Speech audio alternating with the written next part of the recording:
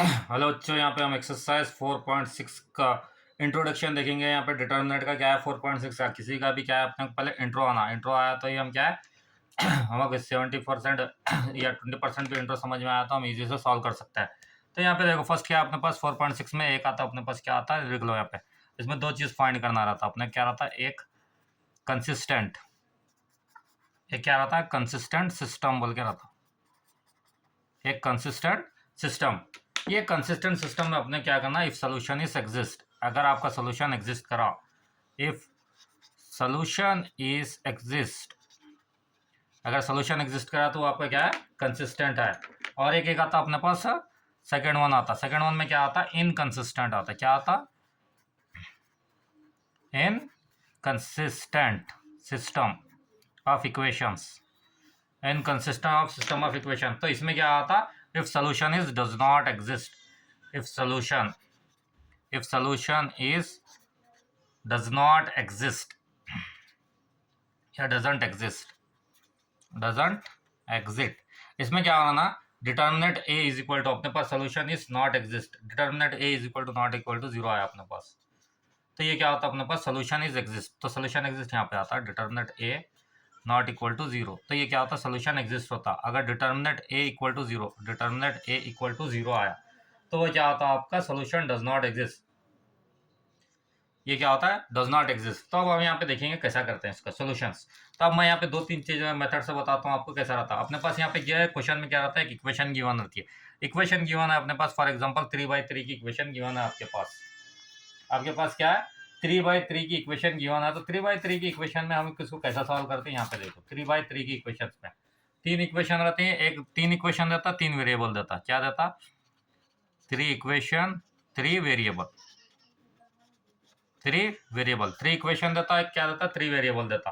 तो अपने पास three equation देखो अपने पास कैसा देता, थ्री इक्वेशन रहता है, थ्री वेरिएबल्स रहते हैं। तो अपने पास यहाँ पे देखो फर्स्ट एग्जांपल ये आता a1x plus b1y plus c1z is equal to d1, एक आता a2x plus b2y plus c2z is equal to d2, और एक आता अपने पास a3x plus b3y plus c3z is equal to d3।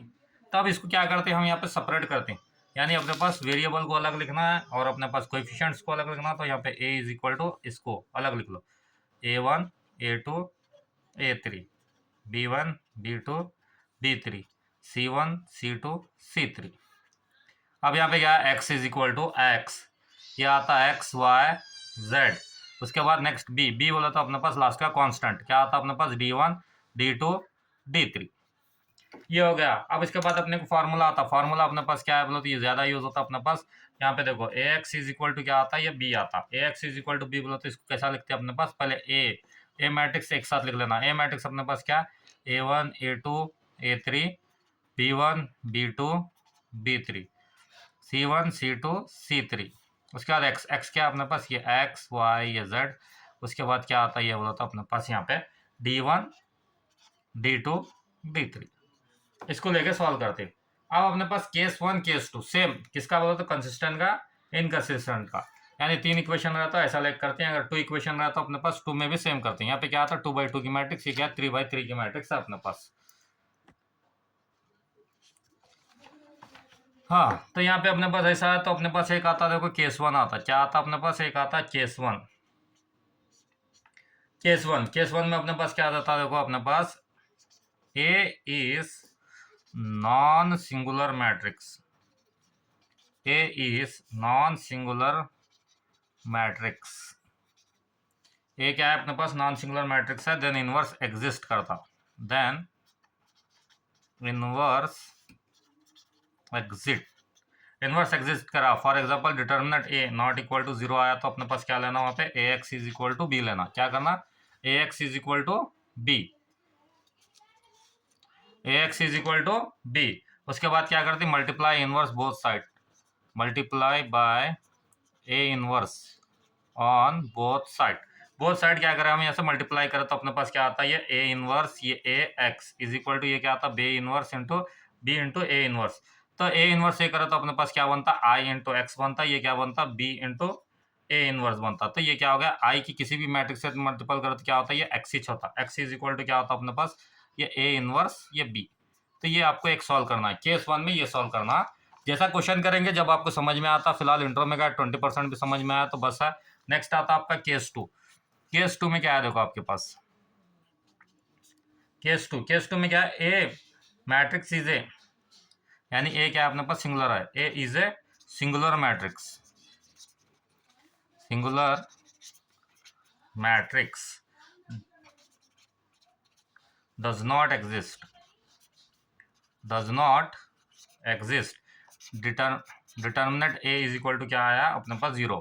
यहाँ पे क्या आया था डिटर्मिनेंट ए, यहाँ पे क्या आया था determinant A not equal to 0। अगर determinant A is equal to 0 आया तो अपने क्या फाइंड करना पड़ता है, यहाँ पे ये फाइंड करता, क्या फाइंड करना पड़ता, adjacent A into B is equal to 0। फिर यहाँ से अपने को पता चलता क्या है, ये कंसिस्टेंट है या इनकंसिस्टेंट है, कंसिस्टेंट है या इनकंसिस्टेंट है। आ रहा समझ में। अब यहाँ पे देखो अपने पास अगर डिटर्मिनेंट ए फाइंड करे किसी भी मैट्रिक्स का नॉट इक्वल टू 0 आया तो ये लेना, एक्स की वैल्यू लेना, इसको सॉल्व करता। सपोज आपके पास determinant A is equal to 0 आया तो वहाँ पे क्या लेना, एडजेसेंट ए लेना। ऑलरेडी हम करे थे, कैसा करते हैं, एडजेसेंट ए लेकर बी की मैट्रिक्स के साथ मल्टीपल करना, तो जब आपके पास ये आता। अब इसमें भी 2-3 सोल्यूशन बनते, कंसिस्टेंट इनकंसिस्टेंट।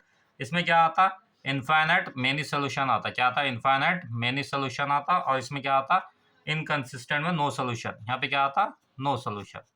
अब और एक बता रहा हूँ, शॉर्ट में बता रहा हूँ। अब यहाँ पे देखो, यहाँ पे अपने पास समझना है, आपके पास क्या है, एक मैट्रिक्स गिवन है। यहाँ पे क्या है, डिटर्मिनेंट ए है। क्या आपके पास डिटर्मिनेंट ए है। डिटर्मिनेंट ए कितने, 2 टाइप्स के है। डिटर्मिनेंट ए क्या निकलता, 2 टाइप्स का निकलता। एक डिटर्मिनेंट आता, determinant A not equal to 0 आता। एक डिटर्मिनेंट आता आपका determinant A is equal to 0। ये क्या हो गया आपका कंसिस्टेंट, यानी आपका आंसर यहाँ पे आ गया। इसको छोड़ दो। अगर determinant A is equal to 0 आ रहा है, कौन सी भी मैट्रिक्स को सॉल्व करने के बाद determinant A is equal to 0 आ रहा है, तो फिर इसमें 2 टाइप्स निकलते हैं। एक टाइप्स आता आपके पास, एक टाइप्स क्या आता देखो अपने पास, एक टाइप्स आता अपने पास एडजेसेंट। क्या फाइंड करना पड़ता है, एडजेसेंट ए इंटू बी। ये क्या आना, नॉट इक्वल टू 0, यानी 0 नहीं आना, यहाँ पे कुछ आंसर आना। तो यहाँ पे आपका आंसर खत्म होता है। तो ये क्या होता है आपका इनकंसिस्टेंट होता है। ये क्या होता है, इनकंसिस्टेंट होता है। क्या होता है, इनकंसिस्टेंट। अगर सपोज फिर इसके बाद भी आपका आंसर अगर adjacent B into is equal to 0 आया, तो फिर यहाँ से 2 केस बनते हैं। तो यहाँ पे देखो adjacent A into B is equal to 0। अगर 0 आया, इक्वल 0 आया, तो फिर यहाँ पे आपको 2 बार सॉल्व करना पड़ता। फिर क्या करना पड़ता, यहाँ से कंसिस्टेंट निकलता, कंसिस्टेंट, और एक दूसरा क्या निकलता यहाँ से, इनकंसिस्टेंट, इनकंसिस्टेंट। ये है, आ रहा समझ में। बट आपको यहाँ तक ही आंसर आता है, या तो यहाँ पे आता है या तो यहाँ पे आता है, एंड होता ज़्यादा। तो यहाँ पे क्या है, फर्स्ट डिटर्मिनेंट ए निकाले तो डिटर्मिनेंट नॉट इक्वल टू 0 आया तो कंसिस्टेंट आपका सोल्यूशन आएगा, एंड हो जाना। अगर यहाँ पे आया तो फिर इसको थोड़ा आगे करना, एडजेसेंट ए इंटू बी करना, इसके बाद इनकंसिस्टेंट आता। उसके बाद क्या, एडजेसेंट बी बोलो तो कंसिस्टेंट इनकंसिस्टेंट। तो टोटल अपने एक्सरसाइज में कितना है, 1 to 6 क्वेश्चन है ये। अब इसको क्या करेंगे, सॉल्व करेंगे। ये आपका इंट्रो था, कुछ डाउट रहा तो कमेंट कीजिए, लाइक कीजिए, शेयर कीजिए, सब्सक्राइब कीजिए। Thank you.